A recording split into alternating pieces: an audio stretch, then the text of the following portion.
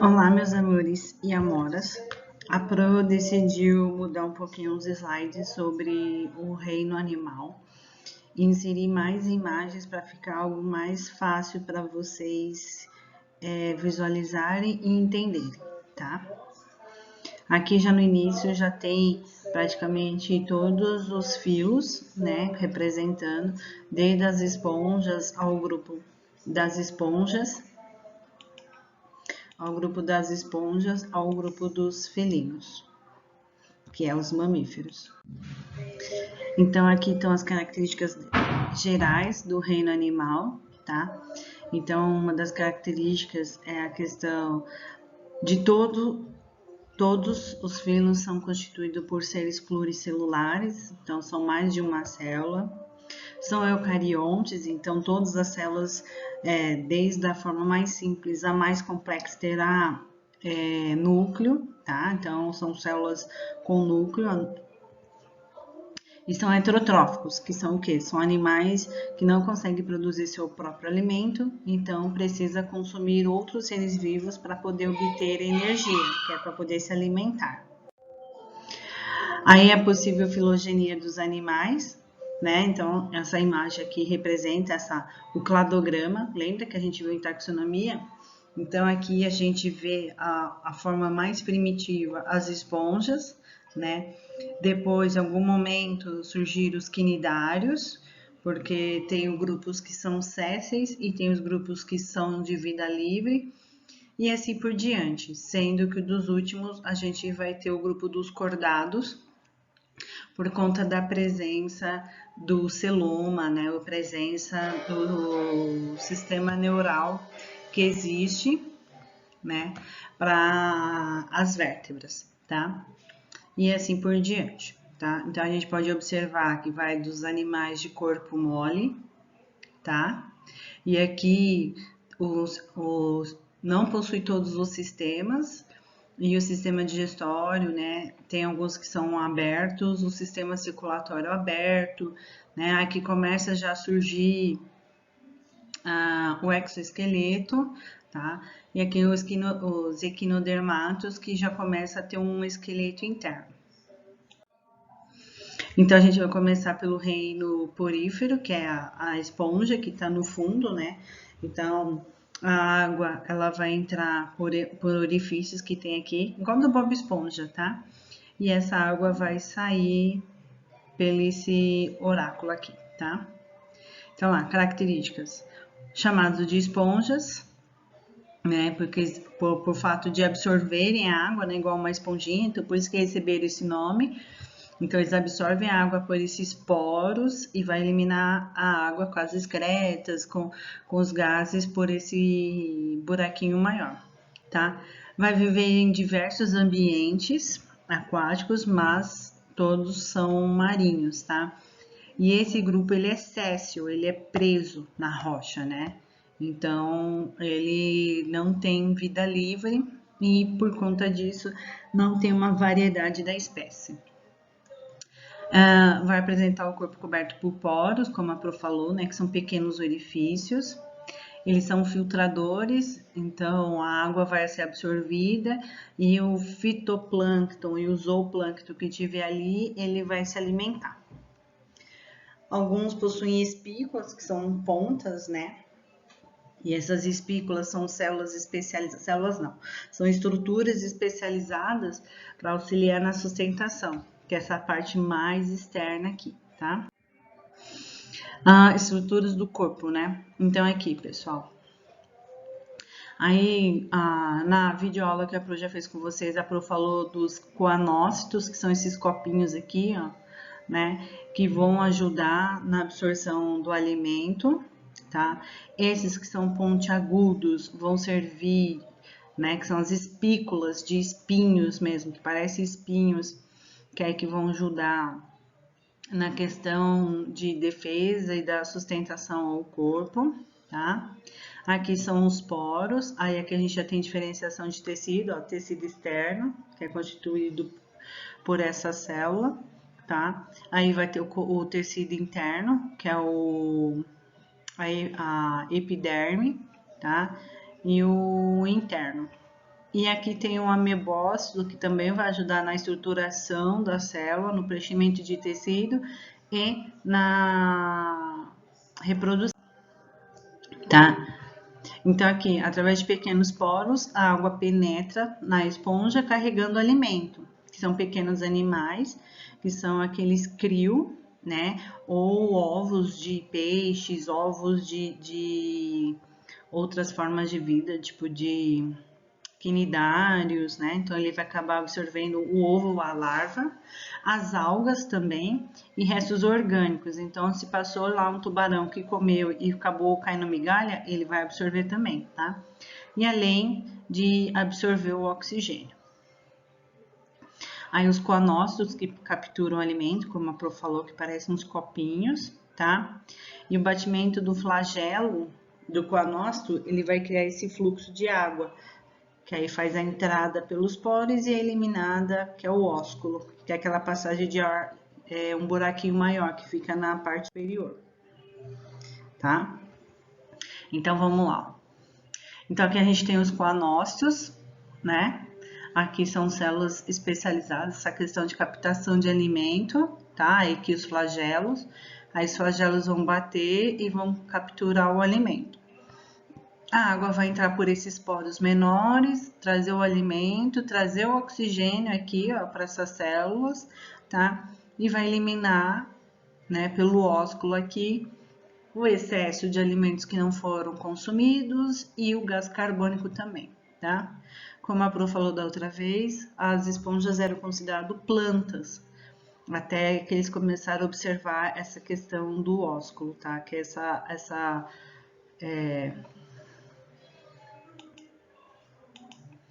essa estrutura aqui maior, tá? Aí começaram a observar.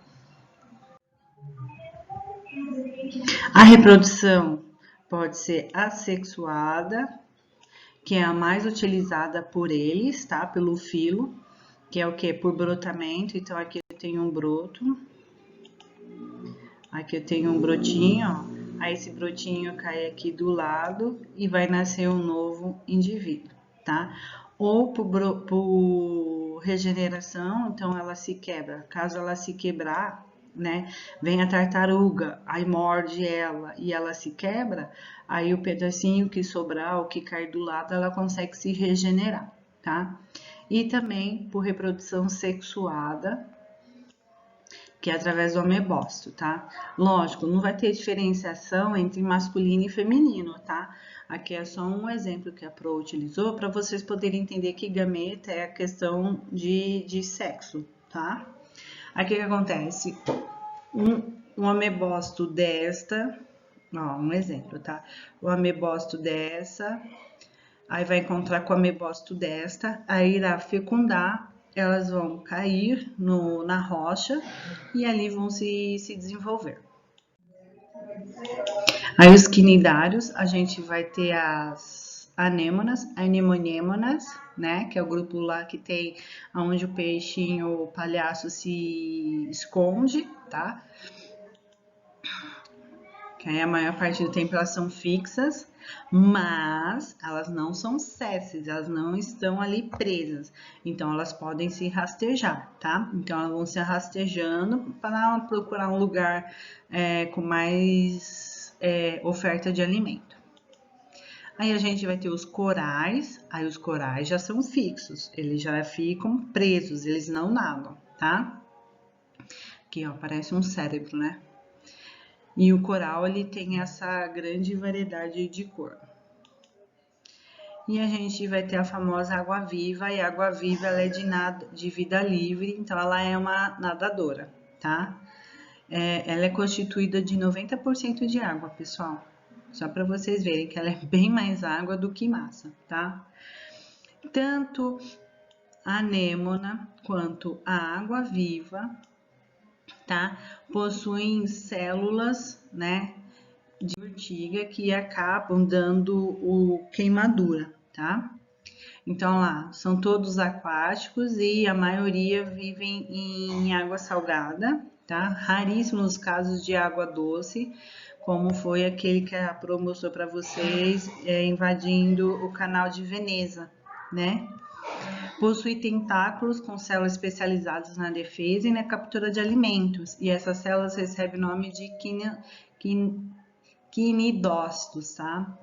E elas dão um choquinho, e esse choquinho faz que queima o tecido, esse tecido superficial, tá? Aí por isso que elas são urticantes. Primeiros animais a apresentar uma cavidade digestiva, então é o que? Boca e ânus, tá? Então a esponja não tem essa passagem de boca para ânus, mas aqui o mesmo canal que é para a boca é para o ânus, tá? Então é o mesmo lugar por onde ela come, ela vai defecar. E pode apresentar duas formas corporais: os pólidos, que ficam fixos, que é o caso da anêmona, tá? E a medusa, que ela tem a vida livre, que ela é uma nadante. Olha aqui, ó, as duas formas, o pólido e a medusa. Gente, no grupo dos quinidários, no filo dos quinidários, existe a vespa do mar, que é uma água-viva muito grande, e ela tem essa capacidade de só soltar quando ela perceber que não tem mais circulação sanguínea, porque ela tem um sensor, tá? Ela libera essas toxinas na pele da vítima, tá? E acaba causando essas queimaduras extremamente graves, tá? E a dor é tão intensa que a pessoa pode chegar a desmaiar, né? E dá a sensação que tá tomando ferroada, que tá sendo cortado, tá? Aí por isso que acabou recebendo esse nome vespa do mar. E por conta desse choque que ela dá, né, dessa queimadura, a pessoa pode ter uma parada cardiorrespiratória. Agora, os corais, pessoal, eles são ótimos indicadores de poluentes. Então, se a temperatura do ar tá maior do que o normal, eles não suportam altas temperaturas e acabam morrendo ou perdendo a coloração. Eles ficam mais acinzentados, como os que estão aqui embaixo. Deixa eu pegar uma outra cor. Aqui embaixo, ó. Tá vendo? Eles estão com uma coloração diferente da daqui, ó. Tá? Eles são constituídos de calcário, né? Então eles são extremamente duros, então ele tem essa questão de exoesqueleto, tá? E acabam vivendo em colônias, que é um mecanismo de defesa. E tem uma grande biodiversidade comparado ao bioma, né? E eles conseguem ser encontrados. Então, assim, enquanto a Mata Atlântica e a Amazônia são grandes ecossistemas terrestres, eles são grandes ecossistemas marinhos, porque muitos peixes e tartarugas, muitas formas de vida utilizam os corais para se proteger, para se alimentar e para reprodução também, tá? Então, eles são a base da cadeia alimentar. Aí, como a Pro falando, né, estão sofrendo degradação por conta da ação do homem e eles estão esbranquiçando, eles estão ficando esbranquiçados aqui, ó, tá? Quando eles ficam esbranquiçados é porque ele já perdeu a vida. Aí, por isso que eu falei que eles são ótimos indicadores de poluentes. Aqui outro exemplo de coral. E aqui, ó, que aí tem a coloração mais viva, tá? Aqui, ó, o cavalo marinho se escondendo, né, tentando se camuflar entre os corais. As tartarugas também, porque as tartarugas colocam seus ovos, né, os filhotinhos, na verdade, e também se alimenta dos corais.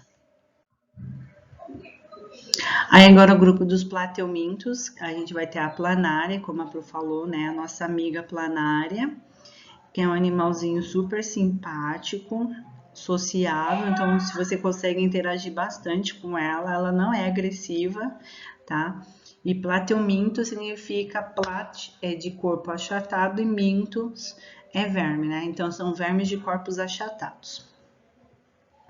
Aí a gente também vai ter aqui o esquistossomose, né? Esquistossomose lá, que é um verme. Então aqui, ó, a gente tem a fêmea invade o corpinho do macho para poder se proteger e também para colocar, fazer a reprodução. Fez a reprodução, ela vai lá e mata o macho, para não competir por espaço, tá? E a tênia, que é a nossa famosa solitária, tá? Aí, como a Pro falou, ó, se vocês observarem, elas são feitas de quadradinho, então ela tem uma capacidade enorme de regeneração, tá? E cada quadradinho desse tem órgão reprodutor, então ela consegue produzir ovo em cada um desses quadradinhos aqui, tá? Então, uma característica da tênia e da planária é regeneração, tá? Aqui tá a boca dela e aqui tá a parte final dela, tá? O ânus, que seria o ânus, né?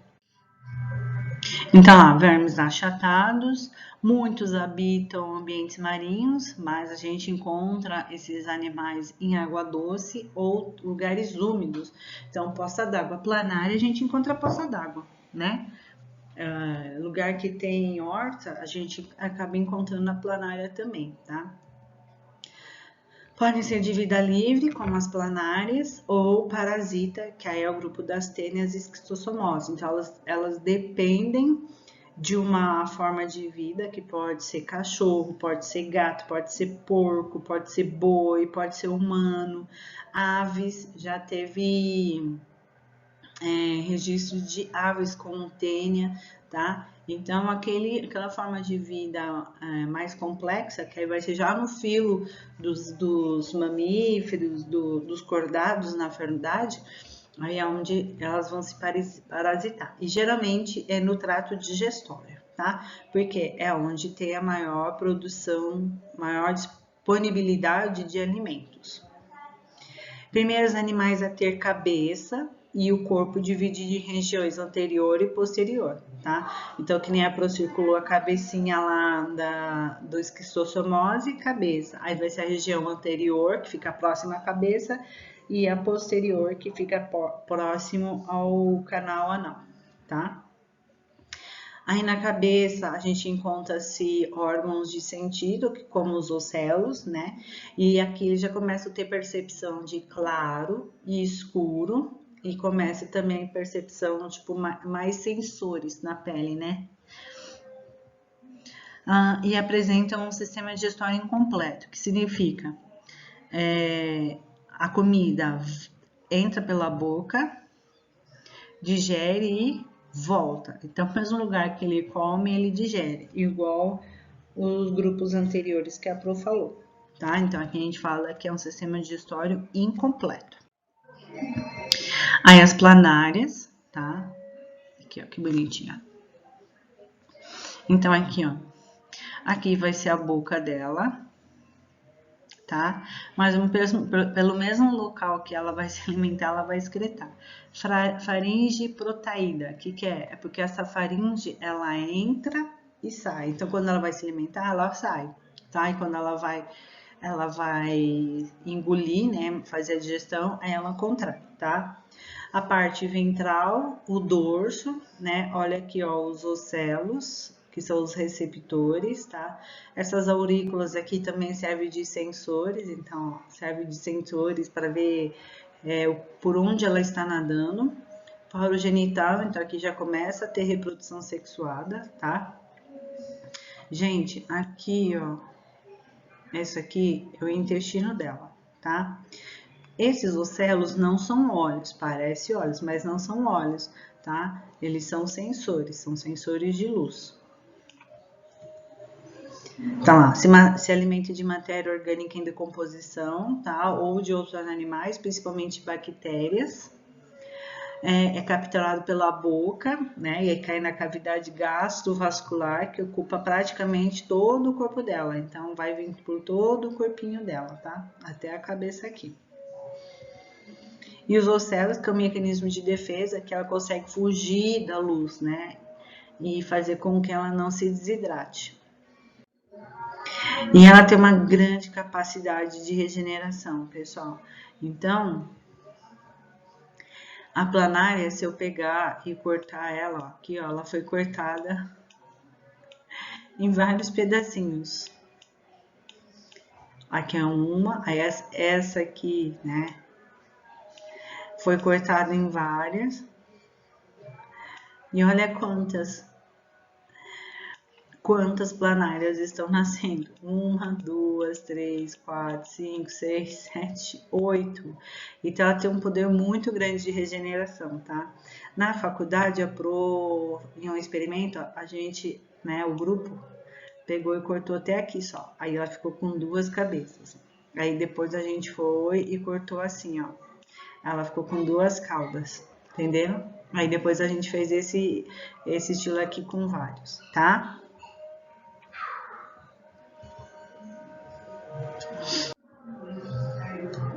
Aí agora a gente vai falar dos grupos dos nemateumintos, que aí são os vermes de corpos, né? Aí aqui a gente tem a lombriga, que nojo, que são cilíndrico o corpo, tá? Então a gente tem a lombriga, que é a ascaris, tá? A gente vai ter um cilostoma, né, do Edenale, então já fala onde ele gosta de ficar, que é o intestino. E isso aqui, ó, é a boca dele. Tá? Então esses dentinhos aqui, ó, ele gruda na parede do intestino e vai absorvendo, tá? Vermes cilíndricos, vivem em ambientes aquáticos, né? Que pode ser tanto de água doce como água salgada, adoram ambiente úmido, né? Então, onde tem esgoto, principalmente porque tem grande quantidade de matéria orgânica em decomposição, tá? São parasitas de plantas e animais e acabam causando doenças, como o caso da lombriga e do ancilostoma, tá? Que é problema de saúde pública. Então, as comunidades, né, as favelas têm grande problema com esses parasitas por conta do que? Falta de saneamento básico.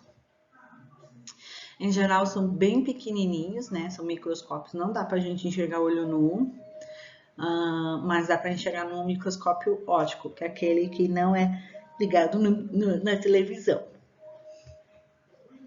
Aí aqui uma característica do grupo é sistema digestório completo, tá? Então ele já tem o quê? Já tem boca e já tem ânus, né?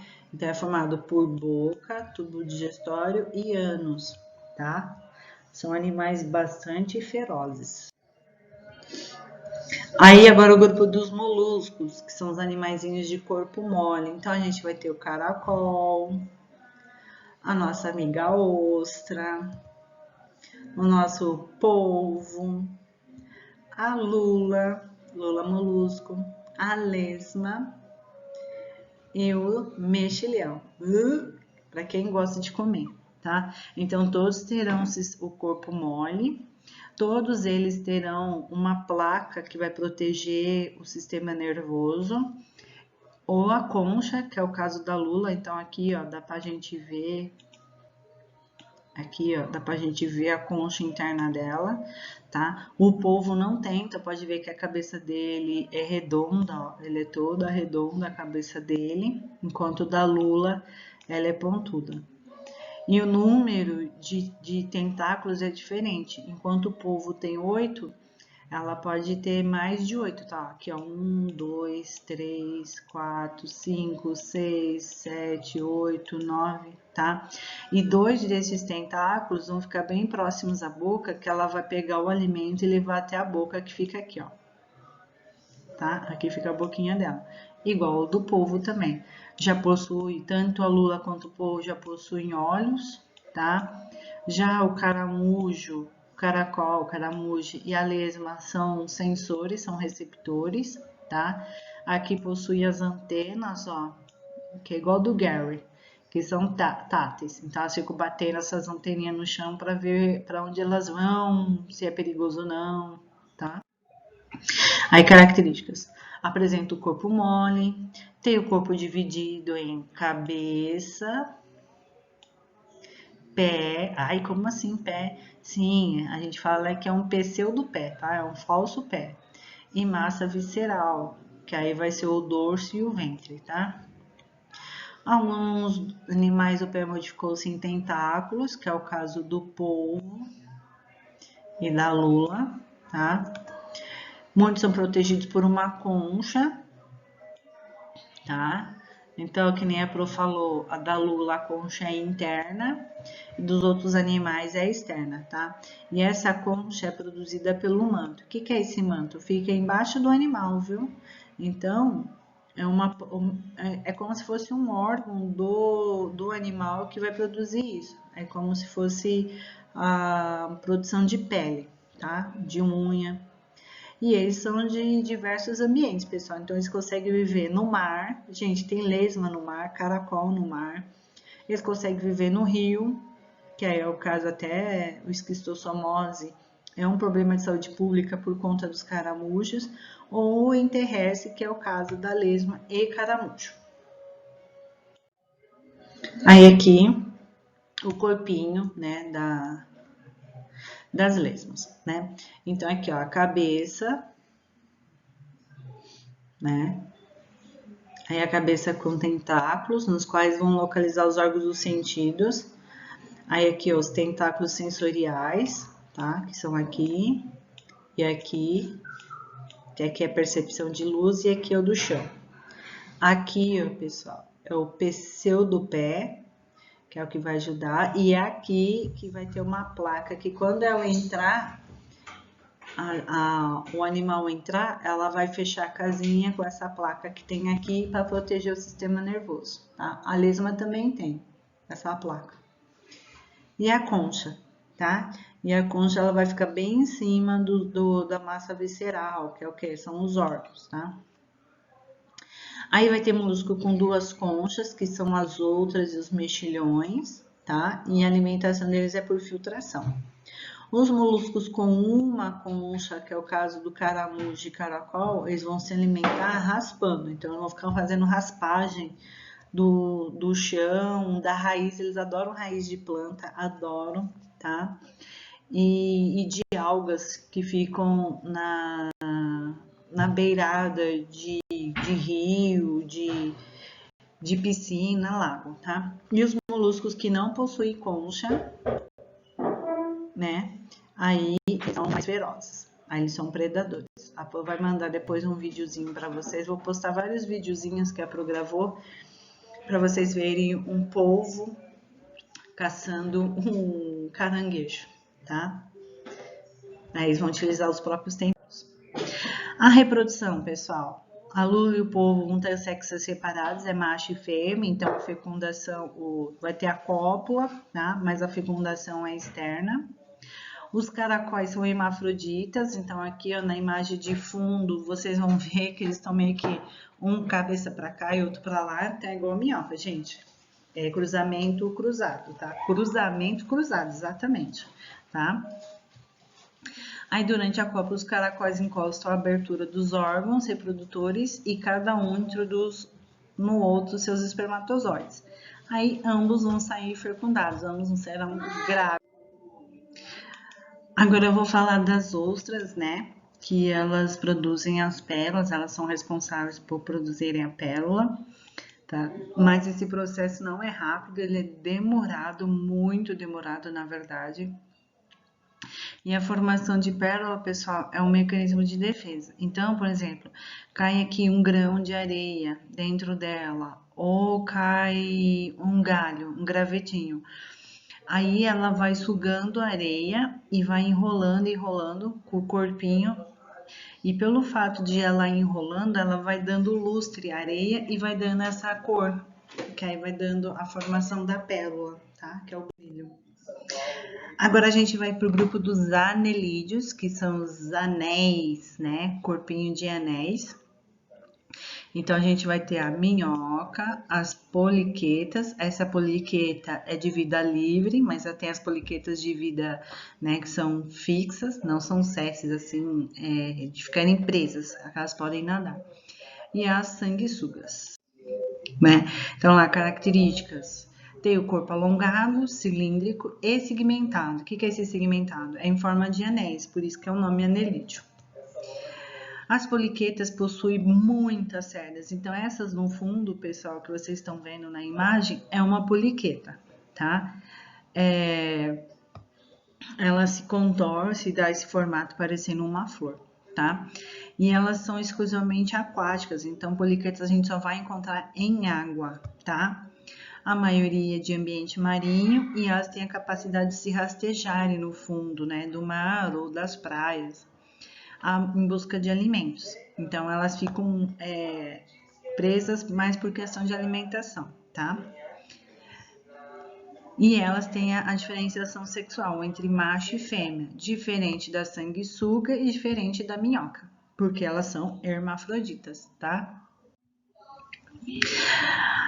Aqui temos as sanguessugas, olha só que belezinha, tá? As sanguessugas vivem em rios, lagos e charcos, charcos como se fosse brejo, tá? São animais hematófagos. O que é hematófago? São animais que se alimentam de sangue, tá? E eles, na saliva deles, tem um anticoagulante, como eu já tinha falado para vocês, já tinha conversado. Para quê? Porque quando ele estiver de barriga cheia, a saliva dele não permite que cicatrize aquela região, tá? Então, aí acaba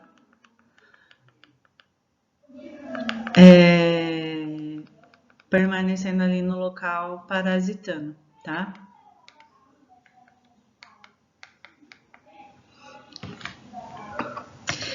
São hermafroditas, como a Pro falou, tá? E não possuem cerdas pelo corpo, elas têm o corpo bem lisinho, né? Só com esses espinhos. Aí as minhoquinhas, né? Tem minhoquinhas que vivem em rios, beiras de rio, lagos, charcos, tá? Ou ambientes bem úmidos, é o lugar que elas mais gostam. Por quê? Porque elas fazem respiração cutânea, que é o que facilita para elas, tá? E as cerdas delas são bem pequenininhas, quase que não dá para ver, tá? Aí, pessoal, as minhocas, elas são saprófitas, né? Então, são o quê? Elas vão se alimentar de restos, né? Restos vegetais que estão em decomposição, tá? Aí, isso daí vai facilitar a questão de deixar o solo mais oxigenado e além de devolver os nutrientes, além, né, de nitrogênio e hidrogênio, que são eliminados no humus, tá? Que é esse cocôzinho aqui, ó, tá? Isso aqui, ó, tá?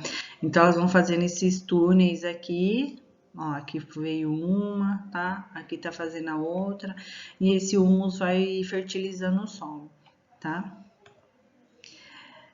E aí elas vão construindo essas galerias, esses túneis no solo e fazendo isso daí, pessoal, essa questão facilita para as plantas crescerem as suas raízes, tá? Porque aí além disso da terra ficar mais fofa, ela dá mais oxigênio para a terra também, tá? E facilita na absorção de água. As raízes das plantas facilita a absorção de água. Aí agora a Pro vai falar da reprodução, tanto da sanguessuga quanto da água-viva, da minhoca, tá? Que elas vão ter essa estrutura aqui, ó, que se chama clitelo, que é essa parte bem gordinha aqui, ó. Eu vou fazer até de outra cor. Bem gordinha, ai, não ajudou. Bem gordinha aqui, ó. Aqui e aqui, tá? Aqui é onde, quando ela estiver bem gordinha, essa região aqui, que é como se fosse um anel maior, aqui, ó, tá? Como aqui é produzido os bebezinhos, são os filhotes de minhoca, tá? Então, o que acontece? Pelo fato as minhocas serem hermafroditas, elas vão fazer o cruzamento cruzado, tá? Que é o quê? Elas vão ficar em sentido oposto, o famoso 69, e aqui vai ter troca de espermatozoides, tá? Então, essa estrutura aqui vai injetar o espermatozoide aqui, ó, que é perto da boca, tá? E a região dela aqui, né, do dorso dela, vai injetar aqui, ó, ejacular o espermatozoide. Feito isso, o que vai acontecer? Esse clitelo, pessoal, ele vai começar a liberar os óvulos, tá? Vai percorrer aqui, ó, como fosse um muco, vai percorrer. Vai ter a união do óvulo com o espermatozoide, essa região aqui, tá? E aí ele vai liberar esse casulo. A gente não enxerga o casulo, pessoal, tá? Porque o casulo fica na terra, dentro da terra. E aqui vai ter os ovinhos, tá? Aí as minhoquinhas vão eclodir e irão nascer várias minhoquinhas bem pequenininhas, bem pequenininha, parece um vermezinho, tá? Olha lá, as minhocas são hermafroditas. No acasalamento, elas ficam unidas em sentido oposto. Após a cópula, ambas saem fecundadas e formará o casulo, tá? E onde é produzir casulo é pelo clitelo, que é o anel mais claro e mais largo, ele é bem diferenciado. E quando está na época de reprodução, ele fica inchado, tá? O casulo com os ovos migra em direção à região da boca até sair completamente, como nessa figura aqui, ó. Tá? E os ovos originarão jovens minhocas.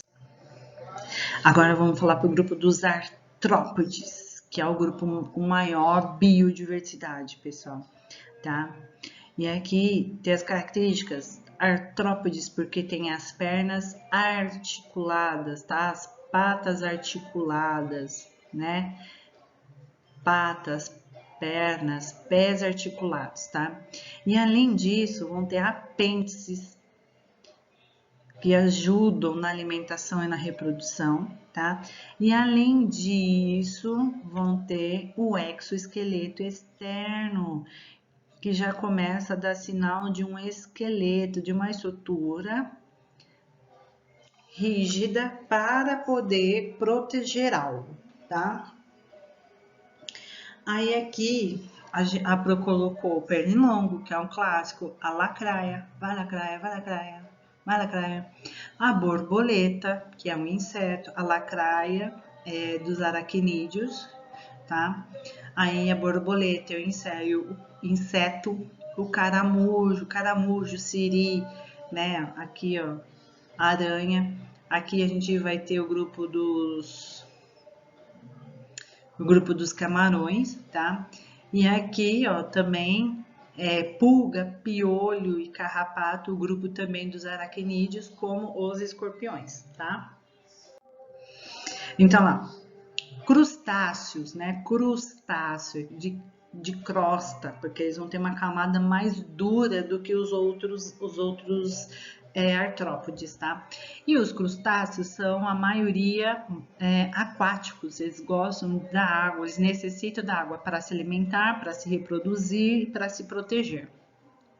Aí a gente vai ter os caranguejos, o siri cascudo, que na verdade é uma lagosta, lagostas, camarões e cracas. Cracas é quem já assistiu Piratas do Caribe, aquele episódio lá que o pai do amigo lá do Jack Sparrow começa a virar um pirata do fundo do mar, tá? Aí aqui a gente tem o siri, tá? Não, caranguejo, o siri, a lagosta, o camarão e a craca, tá? Então esses aqui são os representantes do crustáceo. Aí a questão dos crustáceos, né? Tem um hábito variado, né? Que é a forma de apêndices, então são essas apêndices aqui, ó, tá? Que são pinças, na verdade chamamos de pinças.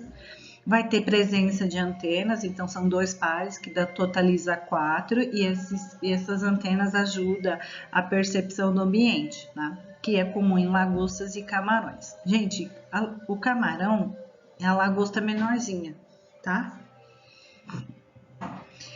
E com as garras, os siris e caranguejos conseguem capturar o alimento, além de se defender de brigas, né? Como a Pro falou, não esqueci o vídeo da briga do polvo e o siri, tá?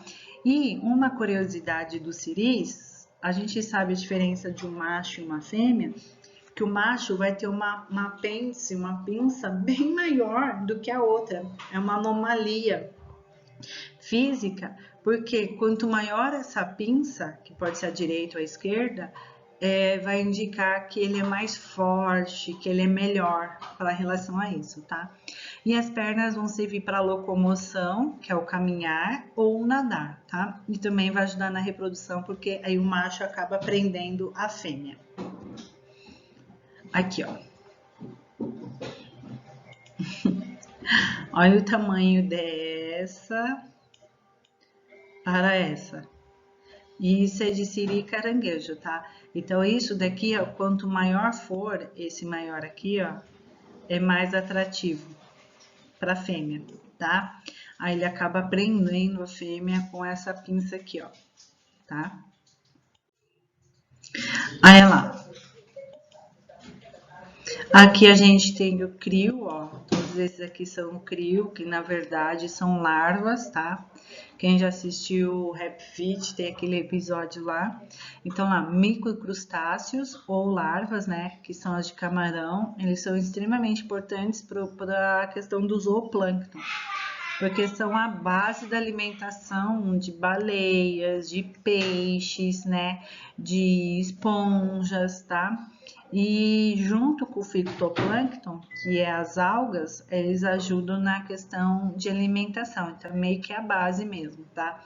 Então, o zooplâncton vai ser a parte de fauna, tá? E o fitoplâncton vai ser a parte de flora. Então, é fauna e flora, tá? Esses aqui é o crio, que é aquele que aparece no desenho. E esse aqui são larvas, tá? Esses aqui são larvas. E esse aqui... Ixi. Não aparece.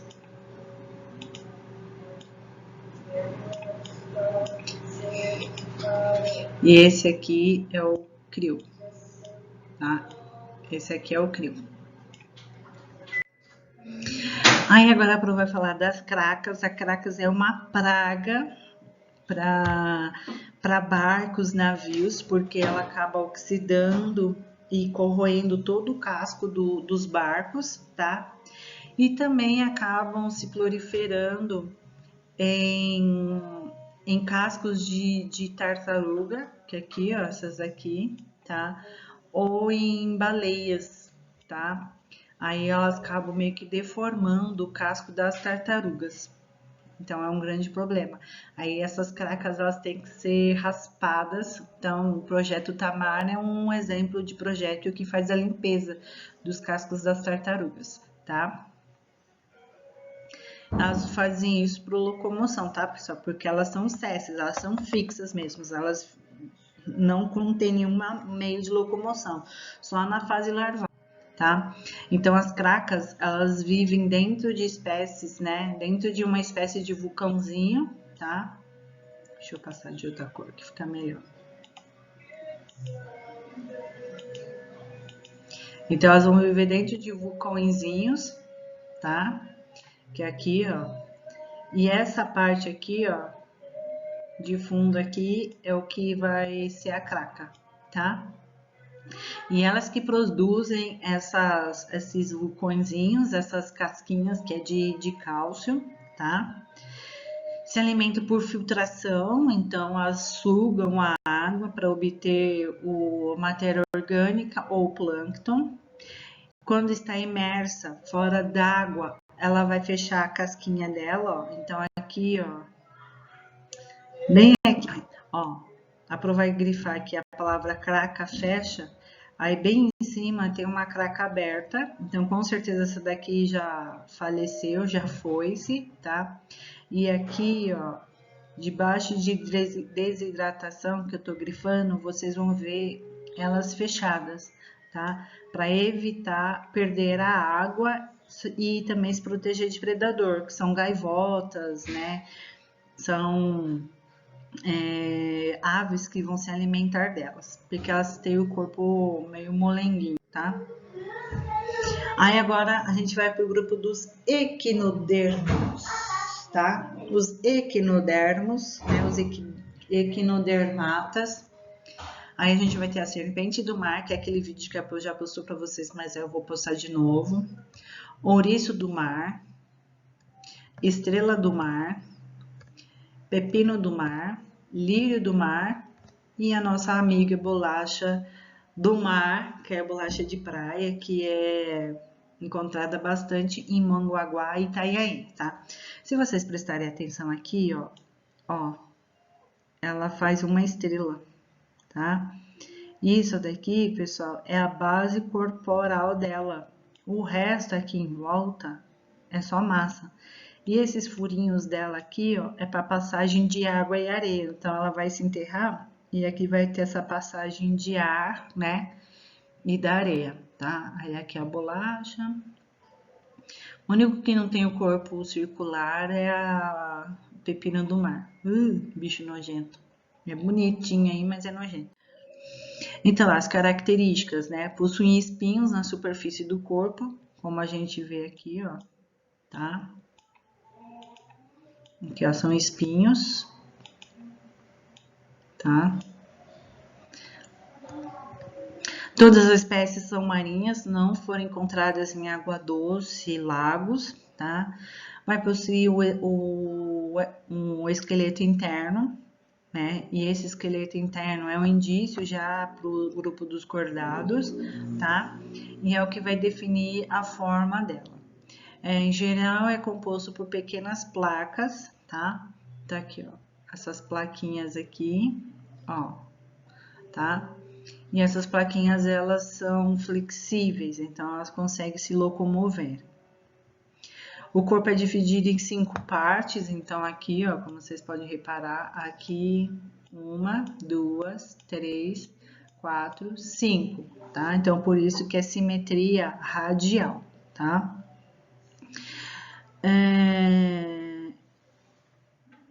A estrela do mar é a que tem a característica mais visível, tá? Dessa questão de 5 divisões. E vai possuir os pés ambulacrais, que eu havia comentado com vocês, ó. Então, esses dentinhos aqui são os espinhos, e esses aqui, ó, que parece uma tromba de elefante, são os pezinhos dela, e esses aqui, ó, são ventosas, que eles vão ajudar a se fixar no substrato, tá? Em rochas, né?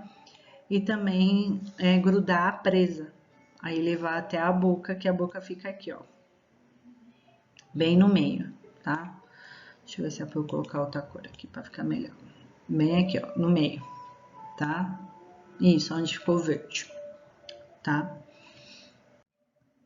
Aqui a boquinha dela, fica bem no meio. E ela faz raspagem, tá? Qualquer uma delas vão fazer o processo de raspagem, tá? O ouriço e a bolacha do mar, elas só se locomovem usando os pés ambulacrais, tá? Então, bolacha do mar é que é tão pequenininho a gente não consegue visualizar. Os lírios do mar, eles são nadadores, então eles utilizam os braços, aqueles tentáculos, tá? A estrela do mar e a serpente do mar, além dos braços, elas usam também para rolar, que elas acabam rolando, né? Ou andando. Aí a nutrição, pessoal. A estrela do mar são grandes predadoras carnívoras e adoram caramujos, né? Então, principalmente os pequenininhos e filhotes. Alimento de mariscos, que é ostra e mexilhão. Algum dos grupos dos crustáceos também, tá? E outros equinodermos. Então, a estrela do mar, ela se alimenta até mesmo de bolacha do mar, acaba uma predando a outra, tá? E o Patrick adora o Bob Esponja, viu? Então, uma estrela do mar se alimenta de esponja, tá? Gente, eles conseguem abrir as conchas para comer as ossos mexilhões usando os próprios tentáculos, tá? As serpentes do mar e os lírios do mar vão acabar se alimentando por filtração, tá? Aí o que tiver na água eles vão utilizar de alimento, tá? Mas a base da alimentação deles são os plânctons, que aí pode ser algas ou o crio. E o pepino do mar, ele vai se alimentar de algas, né? Então ele vai raspando as algas que ficam nas rochas ou se alimentando de resto de outros animais. Ele adora comer resto de peixe, tá? Morto, morto já, tá, gente? Por isso que eu falo que ele é nojento, porque ele é meio que um saprófago, porque gosta de se alimentar de matéria orgânica em decomposição.